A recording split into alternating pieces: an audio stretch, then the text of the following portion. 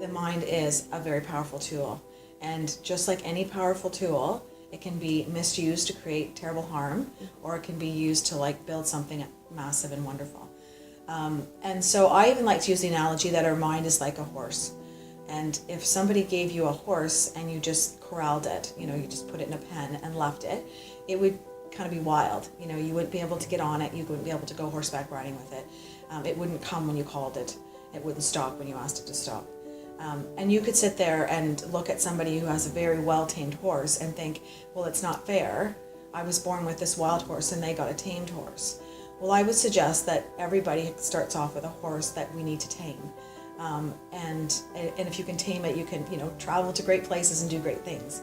And so the mind can become wild and just go off and tell us crazy things and find lots of things to be fearful and scared and angry about. Or that same mind can help us focus on things that are wonderful, amazing, things to be grateful for, and to visualize amazing things that then can materialize in our own world. So I think that, the thing I try to teach with mindfulness is to realize that our mind is just like our body. If we don't take care of it, if we don't train it, if we don't treat it well, we'll pay a consequence for that. And so we need strategies on how do you tame this wild horse, because it's not something that we teach. We tend to not teach, and to a certain degree, unless you take a psychology degree, really what I'm talking about is metacognition, so thinking about your thinking. And I never thought of that at all until my first year of psychology, when the professor explained what metacognition was. And then I sort of became, the first experience I had with becoming an observer of my own thoughts. I was just busy like having this tape recorder go, but I never really stood outside of it to look at my own thoughts. I was just, busy being in it.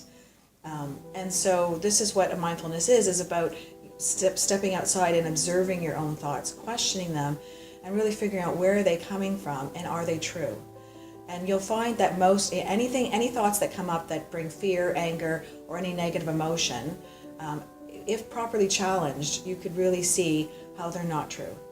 And that when we can sort of house clean our mind like that, then it opens up now for lots of great possibilities to come in, some wonderful truths that can lead us to having very peaceful, calm lives that can't come in, just like if your closet is cluttered, with unuseful clothes, and I come in with this clothes that would be very helpful for you, you wouldn't be able to stuff them in because the closet's too full.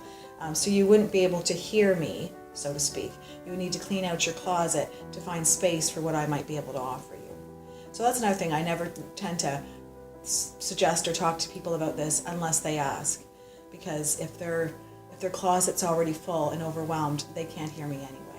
So it's something that people have to consciously want to look at their mind and how it affects their life.